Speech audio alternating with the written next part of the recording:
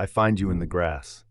Not find the way you find your keys. I mean, my trunk reaches you before my eyes do, and something in the chemical signature of what remains tells me this was ours. I slow down. I reach out. I touch what the sun has been working on for weeks. You're watching me from a distance with binoculars and a notebook, and you are completely certain you know what I'm feeling.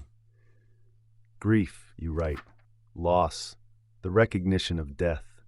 You've published papers about this. You've made documentaries. You've told the story of elephants standing over their dead, and you've said the word mourning out loud, and it felt exactly right.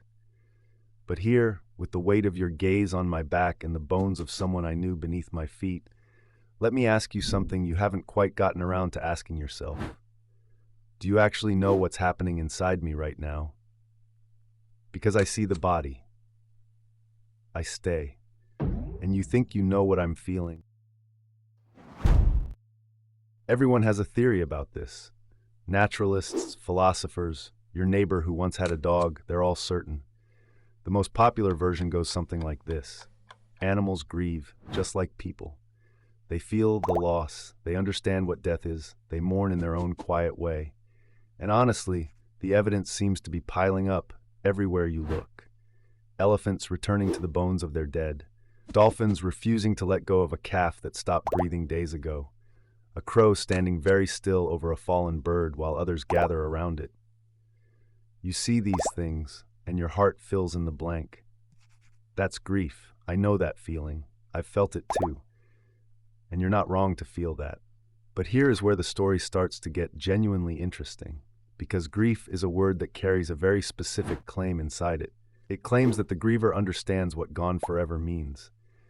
And that claim, for every species we're about to visit, turns out to be far harder to prove than anyone expected. Cynthia Moss has spent more time watching elephants in Amboseli, Kenya, than most people spend watching anything at all. Since the 1970s, her work with the Amboseli Elephant Research Project has built the most detailed portrait we have of elephant social life. And one of the strangest details she documented, published in 2006, is this. When an elephant encounters bones, it doesn't walk past them. It slows, it reaches down, it touches. But here's what makes this genuinely strange. Elephants don't do this with the bones of just any large animal. They are drawn, specifically, to elephant bones, to skulls, to tusks. They will turn an elephant skull over with their feet, run their trunks along the sweep of an ivory tusk, sometimes carry a piece of bone a short distance before setting it back down. And elephant families have been documented returning again and again over years to the site where a member died, not for food, not for water, just because. Try to be an elephant for a moment. You have no word for death. You have no word for gone. What you have is a smell that once meant something warm and breathing, now attached to something still and cold, something that was yours. You come back, you touch it. Whether that constitutes understanding, whether you grasp that this stillness will never end, is a question that Cynthia Moss's data raises beautifully and refuses to answer. Move with me into the ocean. In 2018, Janet Mann and her colleagues published a study in the Journal of Mammalogy documenting one of the most arresting behaviors in the cetacean world: mothers carrying their dead calves.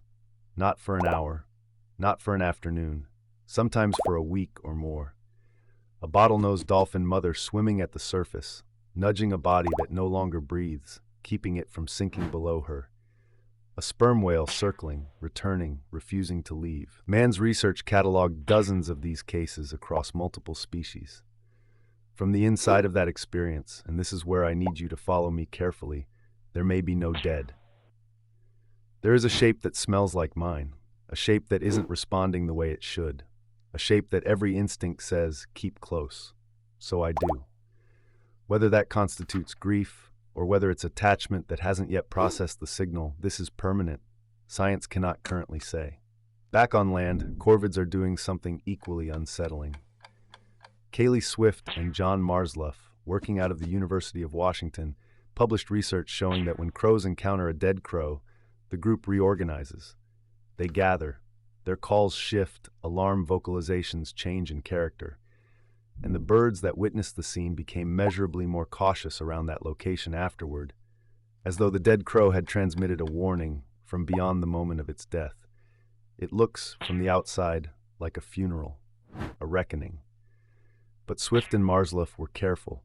This is most likely a survival mechanism, a way of reading environmental danger. The dead crow is information. Whether the living crows understand that information as one of us is gone forever, that is a different question entirely, and a much harder one. Here's the detail that changes the whole shape of what you're looking at.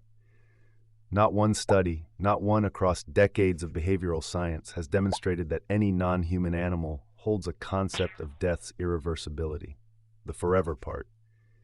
In 2016, Zama and colleagues publishing in the journal Primates documented wild chimpanzees in Guinea carrying and grooming deceased infants for weeks. The grooming is meticulous. It is tender. It continues long after any biological signal of life has faded. Earlier, in the early 1970s, primatologist Alison Jolly observed lemurs in Madagascar doing something similar, staying close to dead troop members, touching them, refusing to simply walk away. The behavior is real, the care is real, the attachment is unmistakable. What isn't established is whether any of these animals know, in the way you know when you hear the word gone, that gone means forever. That forever is even a thing that exists. Some individuals stop quickly, some carry the dead for weeks, some return to a site for years. And that variation, that strange individual variation, is the part that should give you pause. Because if this were pure instinct, you'd expect consistency. You'd expect every elephant to do the same thing, every dolphin to carry for the same number of days. Instead, what you get looks almost like personality. Like some of them have more difficulty with absence than others. Like it lands differently on different minds. And the moment you say that, the moment you admit that loss might feel different to each individual animal, you've said something you maybe weren't prepared to say. If the animal mind keeps surprising you like this, there are more creatures here with something to say about it.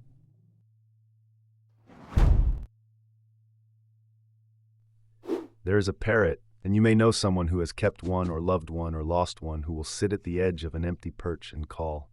Not perform, not display for anyone watching. Call the way you call into a room you thought someone was in. The perch is still. The companion is gone.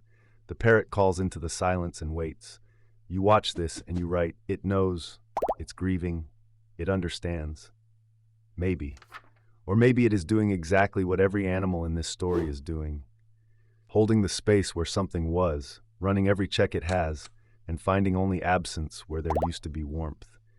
No study has closed that door.